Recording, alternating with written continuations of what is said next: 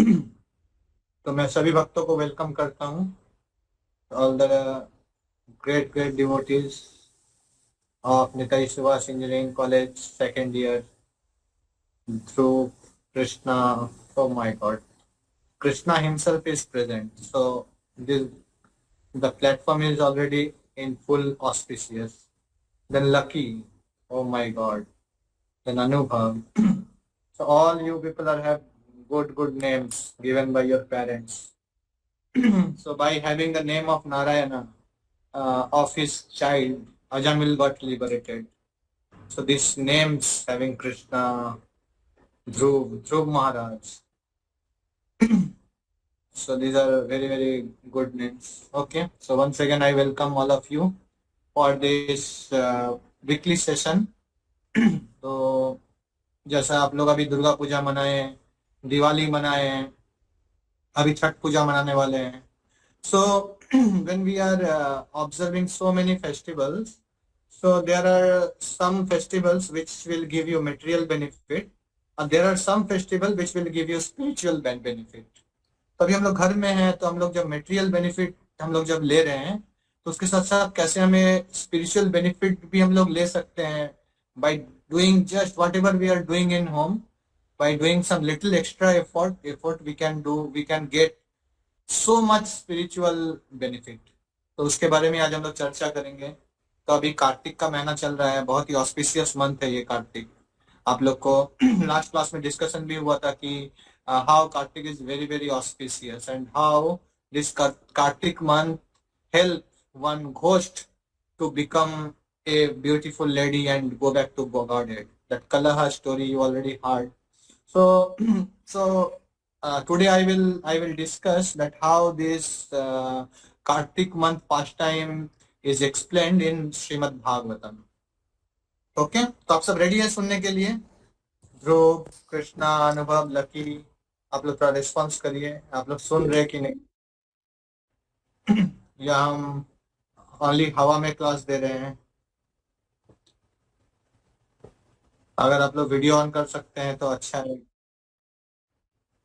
Okay, चलिए at least हम yes impersonal class तो नहीं दे रहे हैं. कुछ पर्सन प्रेजेंट है यहाँ पे. ओके, तो आप सबको पता है कि तीन तरह का कर्म होता है. पता है आपको क्या क्या कर्म होता है तीन तरह का? एक हम बोल देते हैं, एक होता है पुण्य कर्म. बाकी दो कर्म क्या होता है? एनीवन? आप लोग फर्स्ट सेमेस्टर में 6 सब्जेक्ट पढ़े, सेकंड सेमेस्टर में इतना पढ़े, थर्ड सेमेस्टर में इतना पढ़े, और स्पिरिचुअल नॉलेज तो हम लोग बहुत ज्यादा कुछ बोले नहीं है, तो उतना कोई भी याद रखता है. तो आप लोग बता सकते हैं क्या क्या है three types of Karma? Yes, Dhruv Dhruv raised hand. Okay,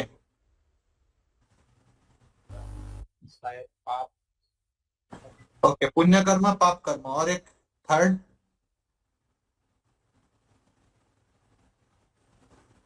third Karma is most important. तो जो पुण्य कर्म है, एक्चुअली तीन तरह का कर्म होता है. एक होता है पुण्य कर्म, एक होता है पाप कर्म, और एक होता है अकर्म. तो पुण्य कर्म मीन्स जैसे आप कुछ दान किए, ठीक है, कुछ गरीब लोगों के लिए हॉस्पिटल बना दिए, तो ये सब पुण्य कर्म होता है.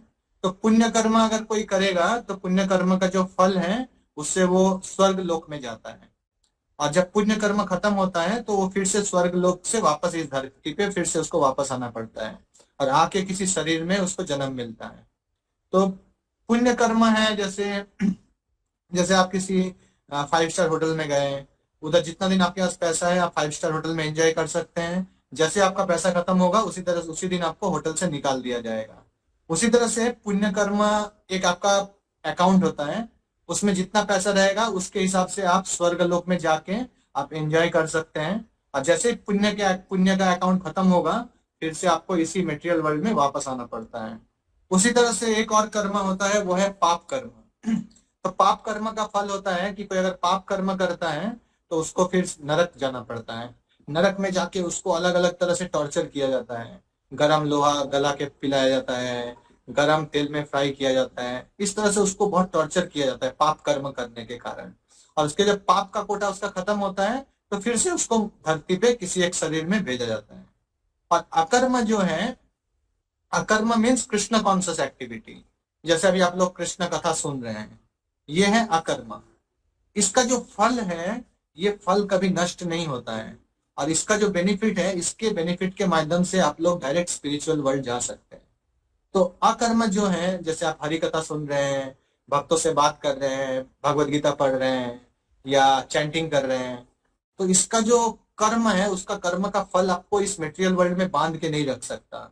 इसके फल के फल के जो फल है, उसके माध्यम से आप इस जो मेटेरियल ओशन है, जन्म मृत्यु, इसका जो ओशन है, उसको ब्रेक करके आप स्पिरिचुअल वर्ल्ड में जा सकते हैं, जहाँ पे कोई भी बर्थ, ओल्ड एज, डिजीज और डेथ नहीं है।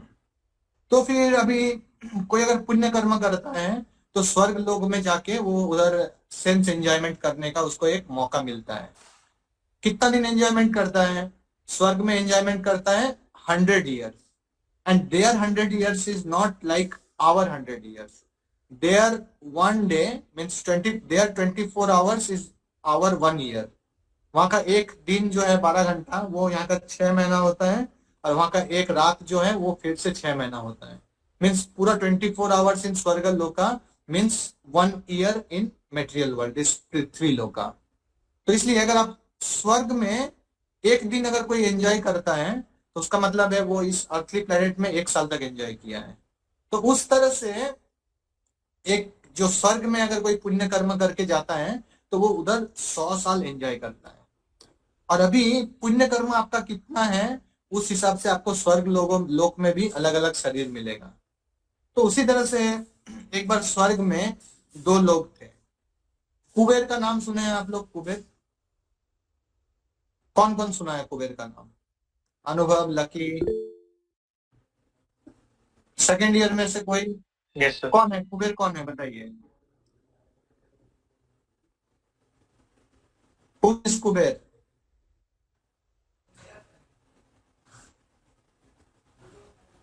हरे कृष्णा। आप लोग को नहीं पता who is Kuber? Who is Bill Gates? पता है बिल गेट्स कौन है? हाँ हाँ। सेकेंड ईयर के बच्चे लोग, आपको पता है राहुल गांधी कौन है? पता है राहुल गांधी कौन है? सबको पता है राहुल गांधी कौन है। तो कुबेर कौन है वो भी हम लोग को जानना चाहिए। तो कुबेर जो है, वो जो स्वर्ग लोक है, स्वर्ग लोक में है तो स्वर्ग लोक में जो स्वर्ग का जो स्वर्ग लोक में जो ट्रेजरी है, जो पैसा है, धन है स्वर्ग में, वो धन का इंचार्ज है कुबेर। तो कुबेर के 2 पुत्र थे, नल कुबेर और मणिग्रीव। तो ये जो नल कुबेर और मणिग्रीव थे, ये बहुत मतलब ट्रेजरी के पुत्र है, समझ रहे? जैसे मुकेश अंबानी का जो बेटा रहेगा, वो कितना एंजॉय कर सकता है, क्योंकि उनके पिताजी के पास अथाह पैसा है, बहुत पैसा है। तो वो उस पैसा को लेके जितना भी मन एंजॉय कर सकता है, क्योंकि उसको रोकने वाला कोई नहीं है। उसी तरह से कुबेर के जो 2 पुत्र थे, जिनका नाम था नल कुबेर और मणिग्रीव, उनके पास बहुत पूरे धन का वो मालिक था।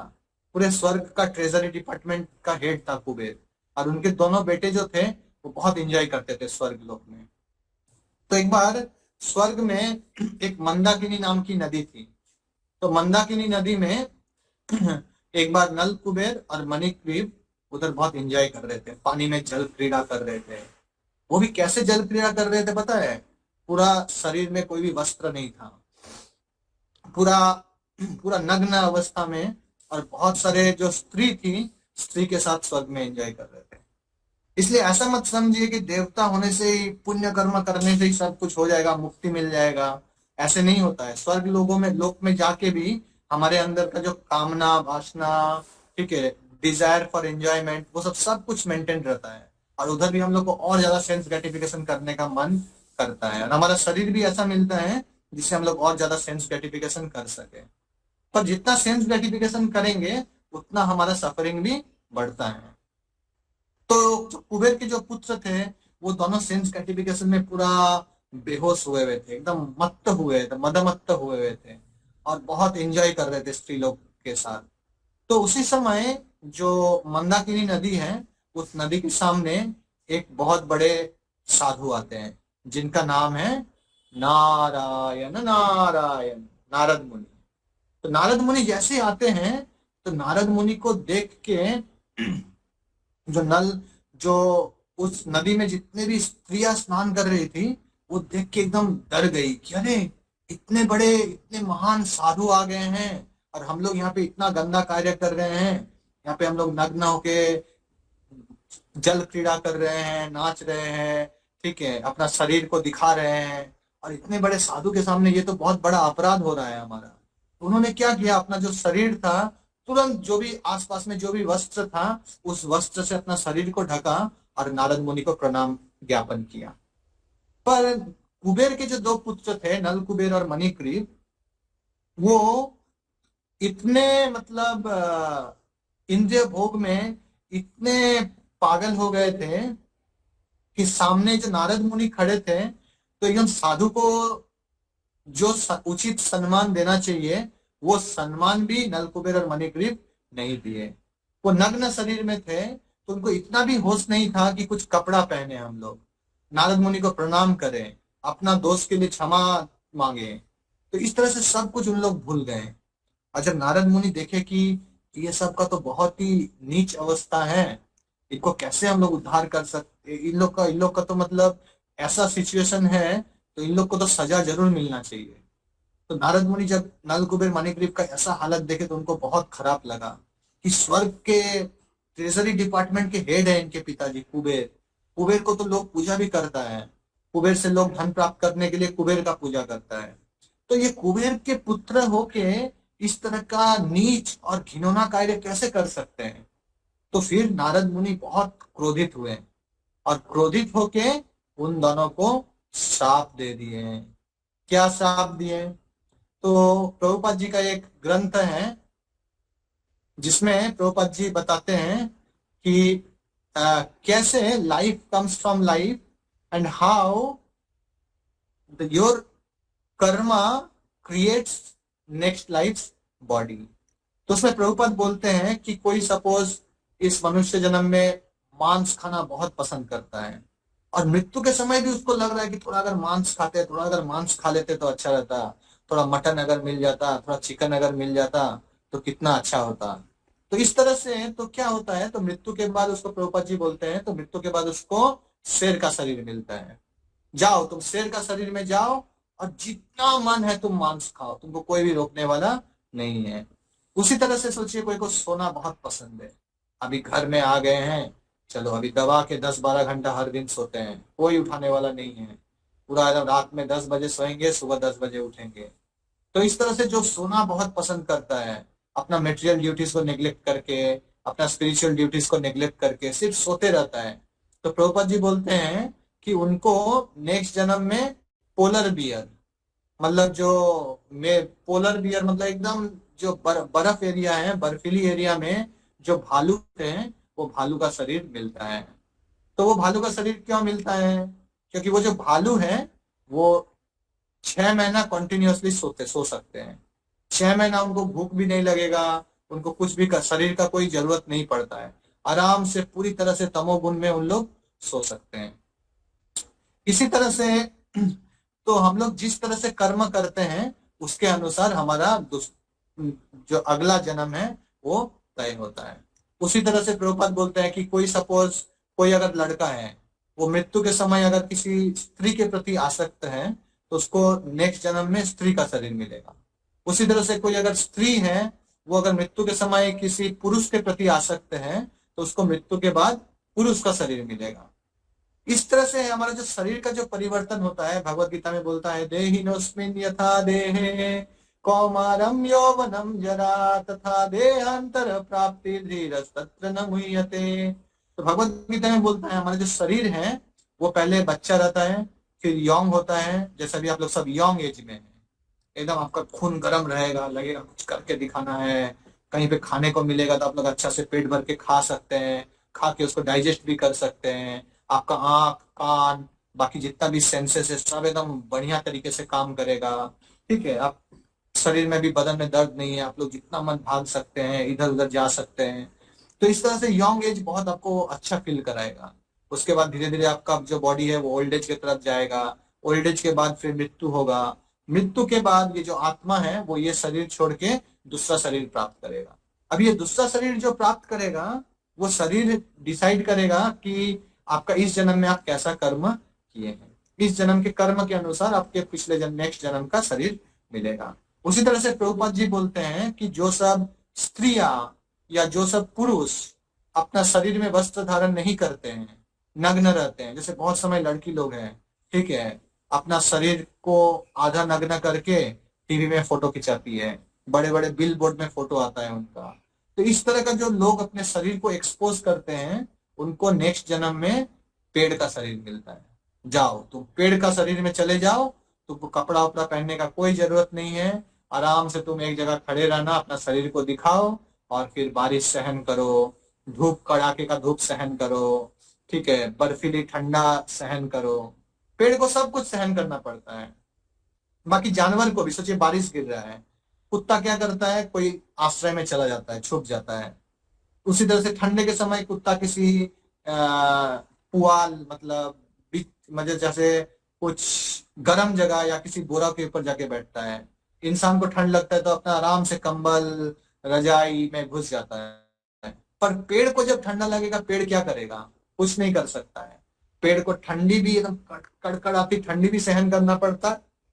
और 50 डिग्री में जब धूप निकलता है, एकदम तड़ाकेदार धूप रहता है, उसको भी सहन करना पड़ता है। और बरसात में बारिश गिरता है, वो भी पेड़ को सहन करना पड़ता है। इसलिए पेड़ का जो शरीर है वो बहुत अच्छा शरीर नहीं माना जाता है। पर कोई अगर अपना शरीर को, मनुष्य शरीर को अगर नग्न अवस्था में एक्सपोज करता है, तो प्रभुपाद जी बोलते हैं कि शास्त्र के अनुसार उसको नेक्स्ट जन्म में पेड़ का शरीर मिलता है। तो क्योंकि नलकुबेर और मणिग्रीव अपना नग्न शरीर दिखा रहे थे, पानी के अंदर नग्न होकर स्नान कर रहे थे, तो इसलिए नारद मुनि ने उनको अभिशाप दिया कि जाओ, अभी तुम 100 साल, जो स्वर्ग का जो 100 साल है, उतना समय तक तुम मेटेरियल वर्ल्ड में जाके, अर्थली प्लेनेट में जाके तुम लोग एक अर्जुन वृक्ष बन जाओ। और जैसे ही कुबेर के पुत्र सुने कि नारद मुनि अभिशाप दिए हैं, तो वो बहुत डर गए, क्योंकि उनको पता है कि नारद मुनि बहुत महान साधु है।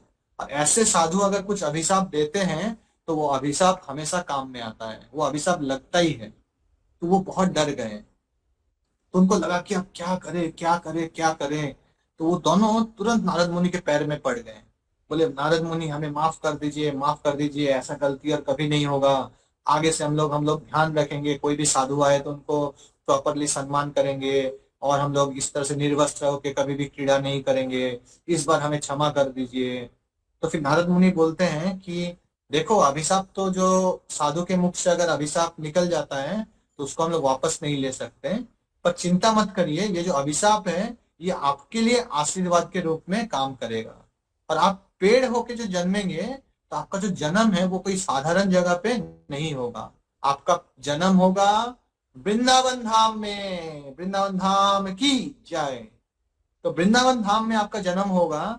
और वो भी सिर्फ वृंदावन धाम ही नहीं, वृंदावन धाम में जो नंद महाराज है, नंद महाराज के जो आंगन है, स्वयं नंद महाराज के आंगन में आपका जन्म होगा अर्जुन वृक्ष के रूप में। और आपका उद्धार करने के लिए कोई साधारण लोग नहीं आएगा।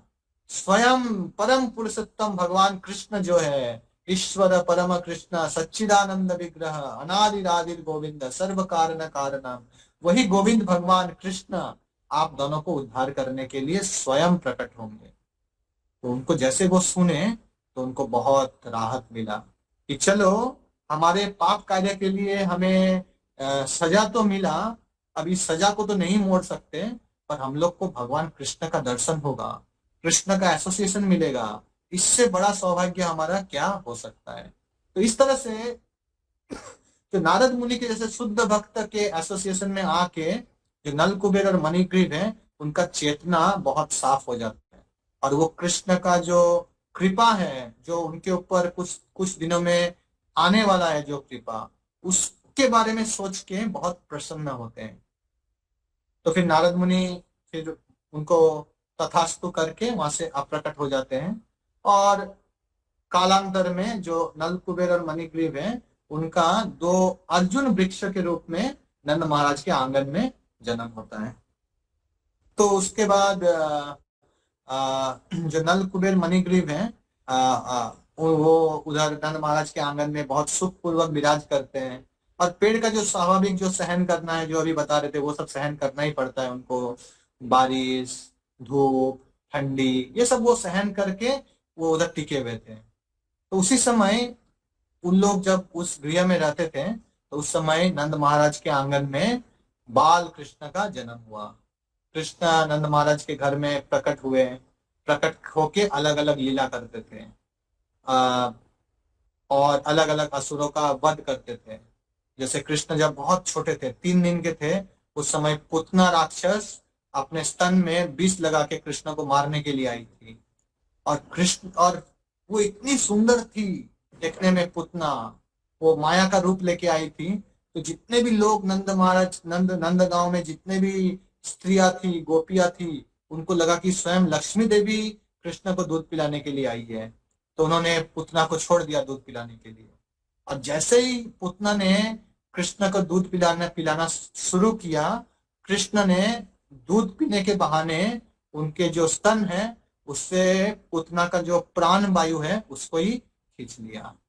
इस तरह से फिर और भी लोग आए, सटकासुर आया, प्रलंबासुर आया, त्रिनावर्त आया। इस तरह से अलग अलग असुर आता था, और अलग अलग असुर को कृष्ण एकदम मार के भगा देते थे। तो इस तरह से कृष्ण बहुत नटखट थे, अलग अलग तरह से शैतानी करते थे। और उनकी जो माँ थी यशोदा माँ, वो कृष्ण से बहुत प्रेम करती थी, और कृष्ण के लिए हर दिन माखन बनाती थी, अच्छा से दूध बनाती थी, दही बनाती थी। तो पर कृष्ण को उसके घर का माखन पसंद नहीं था। वो क्या करती थी, कि कृष्ण क्या करते थे, वो हर दिन अलग अलग गोपी के घर जाते थे, और उसका घर का माखन का हांडी तोड़ के उधर से माखन चोरी करके खाते थे।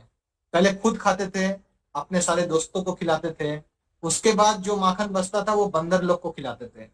और बंदर लोग जब खा के बंदर लोगों का भी पेट भर जाता था, तो बाकी जो माखन है उसको नीचे फेंक के पूरा माखन को बर्बाद करके उस माखन के ऊपर टॉयलेट करके भाग जाते थे। इतने बदमाशी करते थे। हर दिन अलग अलग गोपी कृष्ण को लेके जाती थी यशोदा माँ के पास, कि यशोदा माँ, यशोदा माँ, देखो तुम्हारा लाला कितना नटखट है, हर दिन हमारा मटकी माखन का जो मटकी है हर दिन तोड़ देता है। तब तब यशोदा माँ को बहुत चिंता हुआ कि ये बच्चा अगर ऐसे बदमाशी करेगा तो इसको अच्छे से शिक्षा क्यों देंगे, कैसे देंगे हम। और फिर उनको लगा कि ये हर दिन दूसरे के घर का माखन ही क्यों चोरी करता है, मेरे घर में तो 9 लाख गाय है, तो फिर मेरे घर का माखन क्यों नहीं खाता है। फिर यशोदा माँ को लगा कि क्योंकि माखन मेरे घर के जो सर्वेंट्स हैं, जो नौकर लोग हैं, उन लोग बनाते हैं, तो शायद वो अच्छे से नहीं बनाते हैं, इसलिए कृष्ण नहीं खाते हैं। एक काम करती हूँ, मैं खुद से कृष्ण के लिए माखन बनाती हूँ। तो नंद महाराज के पास 9 लाख गैया थी, उसमें से कुछ 8 या 9 स्पेशल गैया थी, जिनका नाम था पद्म गाय। तो पद्म गाय वो बहुत ही स्पेशल गाय है, वो मतलब मिलता ही नहीं है, उस समय भी बहुत दुर्लभ था। 9 लाख में सिर्फ 9 या 10 ही पद्मगंधा गाय थी। तो उस गाय का खासियत ये है कि उस गाय का जो दूध है, उस दूध से पूरे कमल के जैसे सुगंध निकलता है, और इतना टेस्टी होता है उसका दूध, इतना टेस्टी होता है कि वो जो टेस्ट है हम लोग अभी मतलब उसको सोच भी नहीं सकते। तो फिर यशोदा माँ ने डिसाइड किया कि अब से कृष्ण जो भी माखन खाएगा वो पद्मगंधा गाय का जो दूध है उसी से ही माखन बनेगा। तो फिर उसका जो ये जो प्रोजेक्ट है, ये प्रोजेक्ट यशोदा माँ को मिला, ये प्रोजेक्ट को एग्जीक्यूट करना है। तो उन्होंने क्या किया, अभी दूध निकाल के दूध दूध को गैस में गर्म करते थे, और गैस में गर्म करके दूध से फिर माखन निकालते थे, दही निकालते थे, दही से माखन निकालते थे। तो एक बार क्या हुआ, कृष्ण यशोदा माँ के स्तन से दूध पान कर रहा था, और यशोदा माँ गैस में दूध चढ़ा के आई थी, जो उनके गाय का दूध था, और वो दूध उफान आ रहा था।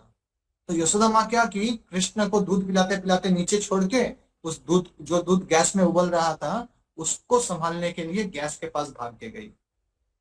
और कृष्ण को बहुत गुस्सा आया कि मैं परम पुरुषोत्तम भगवान हूँ, मेरा दर्शन पाने के लिए लोग कितना कितना तपस्या करता है, कितना कितना नाम जप करता है, लाख लाख नाम जप करता है मेरा एक मुहूर्त का दर्शन पाने के लिए, फिर भी लोगों को दर्शन नहीं मिलता है।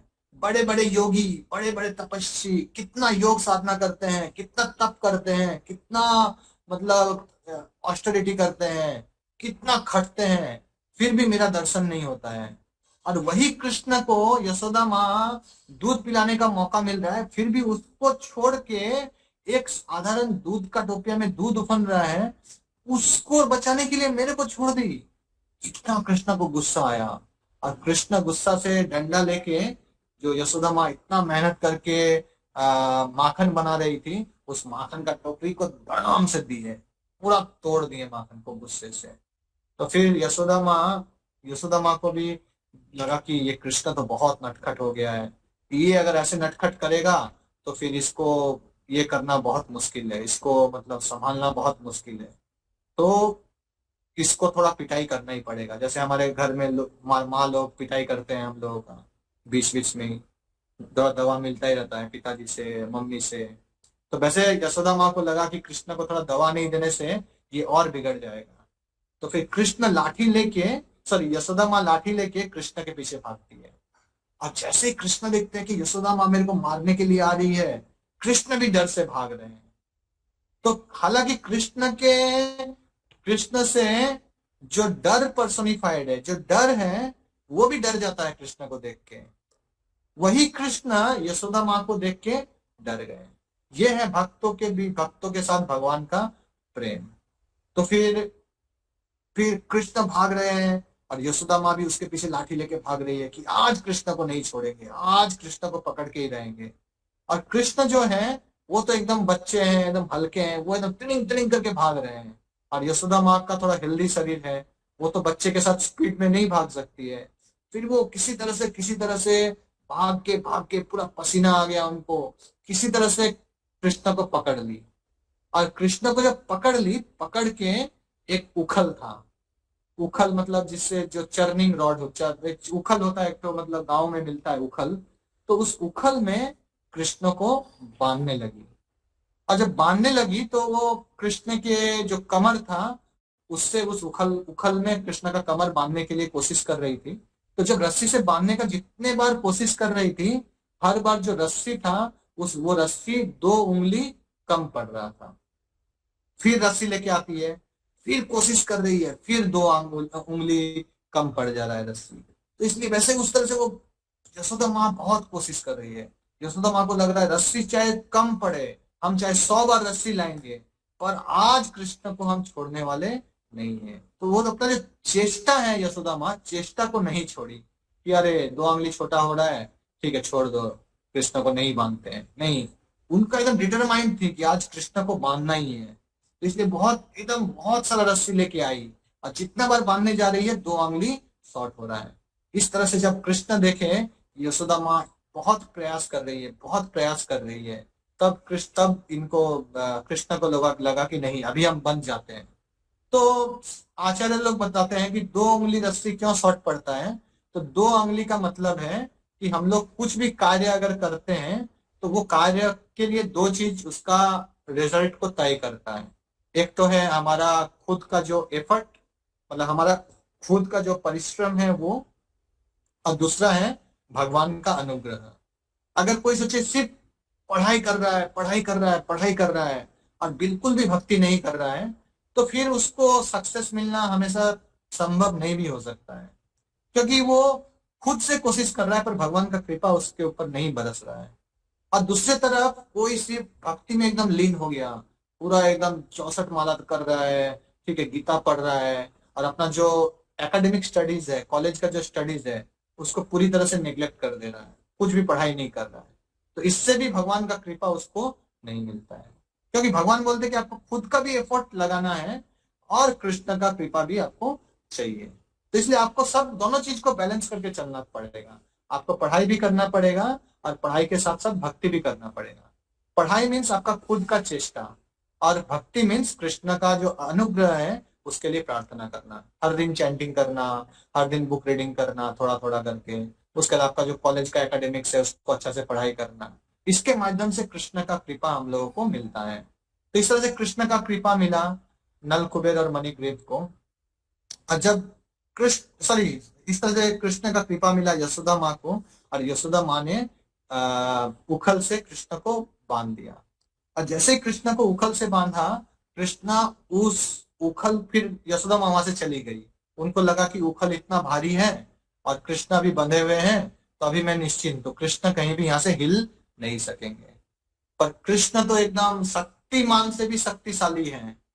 वो वो कुछ भी कर सकते हैं, वो अपने बाएं हाथ से गोवर्धन उठा सकते हैं। तो उनके लिए उखल को एक जगह से दूसरे जगह लेके जाना क्या बड़ा बात है। तो वो फिर क्या किए, उस उखल के साथ चलना शुरू कर दिए, घुटलिया चलना शुरू कर दिए, दो हाथ दो पांव से घुटक घोड़े के जैसे चलना शुरू किया।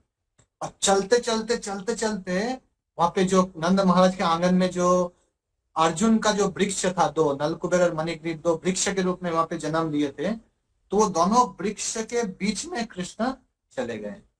और कृष्ण तो पेड़ को पार करके चले गए, पर वो जो उखल था, वो उखल दोनों पेड़ के बीच में फंस गया और किसी तरह से उखल पार नहीं हो रहा है, पार नहीं हो रहा है।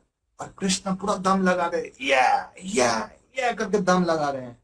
और एक बार ऐसे दम लगाए कि जो दो दो अर्जुन का वृक्ष ऐसे था, वो पूरा ऐसे ऐसे ऐसे ऐसे करके पूरा करके बहुत जोर से शब्द हुआ, बहुत जोर से आवाज हुआ, और आवाज होके दोनों पेड़ वहीं पे गिर गया।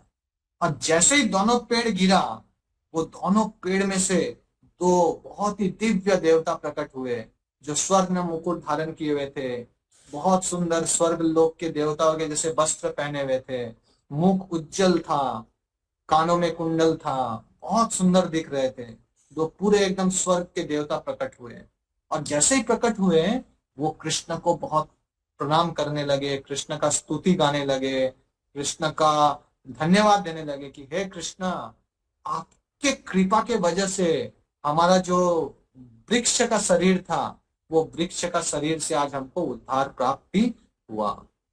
अगर आप कृपा नहीं करते तो हम लोग इस वृक्ष के शरीर में पता नहीं और कितने जीवन हम लोग को व्यतीत करना पड़ता। और आपका कृपा, आपका दर्शन बड़े बड़े योगी, तपस्वी, ऐसे ऐसे लोगों को भी दुर्लभ है। पर हमारा कुछ भी ना तपस्या है, ना कुछ दान है, ना कुछ धर्म है, हमने तो कुछ भी नहीं किया। पर क्योंकि आपके शुद्ध भक्त नारद मुनि का कृपा है, उस कृपा के वजह से आज हमको आप जैसे महान भक्त नल कुबेर और मणिग्रीव, सॉरी आप जैसे महान भगवान जो स्वयं कृष्ण हैं, आप उनका दर्शन पाने का मौका मिल रहा है। इस तरह से वो अलग अलग तरह से स्तुति करते हैं कृष्ण का। और एक श्लोक बोलते हैं, बानी गुणान कथने श्रवणो कथायाम हस्तौ च कर्मसु मानस्तव पादयोर् नमः स्मृत्यां शिरस्तव निवास जगत् प्रणामे दृष्टि सतां दर्शनेस्तु भवतनूना। तो बोल रहे हैं कि वाणी गुणान कथने, हे भगवान, हमारा जो वाणी है, हमारा जो हम लोग जो भी बात करते हैं, तो हमारा बात हमेशा आपके गुणगान में ही लगे। हमारा जो हाथ है, हाथ से हम लोग जो भी कर्म करते हैं, तो हमारा हाथ का जो कर्म है वो आपके प्रसन्नता के लिए ही वो कर्म हो। हम चल के भी आपके धाम में ही जाएं। इस तरह से उनको वो बोलते कि हम आप ऐसा कृपा करिए कि हम जो भी कार्य करें वो आपके संतुष्टि के लिए ही करें। तो इतना सब होने के बाद भगवान उनको आशीर्वाद देते हैं। उसके बाद ये जगह बहुत इंपॉर्टेंट है कि नल कुबेर मणिग्रीव कृष्ण का दर्शन मिलता है, कृष्ण का आशीर्वाद मिलता है, सब कुछ मिलने के बाद भी वो वापस स्वर्ग लोक ही जाते हैं, वो भगवत धाम नहीं जा पाते हैं। स्वर्ग से आके भगवान का दर्शन करने के बाद स्वर्ग में ही उनको वापस जाना पड़ता है। तो इसलिए ये ये डिफरेंस है देवता का शरीर और मनुष्य का शरीर में। कोई अगर मनुष्य का शरीर में रहेगा और उनको अगर कृष्ण का दर्शन मिलता है, तो तो वो इसी जन्म में भगवान के धाम में चला जाएगा। इसीलिए देवता लोग, इसलिए मनुष्य शरीर छोड़ के बाकी कोई भी शरीर में भगवान का धाम में वापस जाना संभव है ही नहीं। इसीलिए देवता लोग हमेशा कृष्ण से प्रार्थना करते हैं, भगवान से प्रार्थना करते हैं कि हे भगवान, आप कृपा करिए कि हमें ये जो देवता का शरीर नहीं चाहिए, हमें आप मनुष्य का शरीर बनाई दीजिए, और वो भी भारतवर्ष में हमको जन्म दीजिए। क्योंकि भारतवर्ष पुण्य भूमि है, देव भूमि है। वहां पे अगर हम लोग जन्म मिलेगा हम लोगों को, तो हमारे लिए भक्ति करना बहुत स्वाभाविक होगा। और उस स्वाभाविक रूप से हम लोग जब भक्ति करेंगे तो हमें भगवत धाम जाने का, आपके धाम में वापस जाने का मौका मिलेगा, और हम लोग को इस जन्म मृत्यु के चक्र में घूमना नहीं पड़ेगा। पर अभी देवता का शरीर में हम लोग थे, पर आपका दर्शन मिलने के बाद भी अल्टीमेट हम लोग को कुछ बेनिफिट नहीं मिला, क्योंकि फिर से हम लोग को देवता के शरीर में फिर से देवलोक में जाना पड़ रहा है, स्वर्ग लोक में। और स्वर्ग लोक में जाएंगे तो वहां पे आपको जाके भूल जाएंगे, क्योंकि वहां पे भक्तों का संग हम लोग को नहीं मिलेगा, और वहां पे जाके फिर से इंद्र तृप्ति करेंगे, फिर से हम लोग को अलग अलग योनि में घूमना पड़ेगा। पर अगर हम लोग मनुष्य शरीर में रहते हैं तो आपका भक्ति करके इसी जन्म में हम लोग भगवत धाम जा सकते थे। तो इसलिए हम सबको, जिन लोग को मनुष्य जन्म जन्म मिला है, ये बहुत ही दुर्लभ है। इसलिए हमारे आचार्य बोलते हैं, मनुष्य जन्म पाया राधा कृष्ण ना भोजिया, जानिया सुनिया विष खाइनो। इसलिए कोई को मनुष्य शरीर मिला है, वो अगर भक्ति नहीं करता है तो आचार्य लोग बोलते हैं कि वो जानबूझ करके जहर पी रहा है। इसलिए कोई को अगर मनुष्य शरीर मिला है तो उसको जरूर जरूर उसको उस शरीर से भगवान का भक्ति करना ही चाहिए। और भगवान का भक्ति करना, प्रभुपाद जी बोलते हैं, बहुत ही सिंपल है, कुछ कठिन नहीं है। क्या करना है, आपको भक्तों का संग में आना है। ABCD formula. A for association, भक्तों के एसोसिएशन में आना है। B फॉर बुक्स, आपको कुछ भी थोड़ा थोड़ा स्क्रिप्चर्स पढ़ना है, रात में सोने के पहले 10-15 मिनट बुक्स पढ़िए। C फॉर चैंटिंग, भगवान के नाम का जप करिए। और D फॉर डाइट, भगवान का प्रसाद खाइए। तो इसलिए अगर आप एसोसिएशन में आएंगे, वॉइस में आएंगे, अच्छा से क्लास करेंगे, प्रसाद खाएंगे, हर दिन अगर चैंटिंग करेंगे, तो फिर आपका भक्ति बहुत बढ़ेगा। और उसके साथ साथ बाकी जो फ्री टाइम है, उस टाइम में आप पढ़ाई करिए, अच्छा से पढ़ाई करिए, आपका जो बाकी जो कर्म है उसको करिए, और फ्री टाइम में एकदम अच्छे से भक्ति करिए। इस तरह से क्या होगा, हमारा जो मनुष्य जन्म है वो पूरी तरह से सार्थक हो जाएगा, और हम लोग मृत्यु के बाद भगवान के धाम में, हम लोग चिन्मय धाम जो है गोलोक वृंदावन, वहां पे मृत्यु के बाद हम लोग वापस जा सकते हैं। कुबेर, नल कुबेर और मणिग्रीव की तरह हमको फिर से स्वर्ग लोक में जाके इंद्रिय भोग में डूबने का जरूरत नहीं पड़ेगा, जो कि टेम्पोररी है। हम लोग को परमानेंट एंजॉयमेंट मिलेगा। कृष्ण के धाम में जाने के बाद जो आनंद, जो सुख है, वो सुख कोई अस्थाई सुख नहीं है, वो परमानेंट सुख है, वो एवर लास्टिंग, हमेशा चिन्मय सुख आपको प्राप्त होगा। हरे कृष्णा कृष्णा कृष्णा हरे हरे, हरे राम राम राम हरे हरे। तो इसलिए ये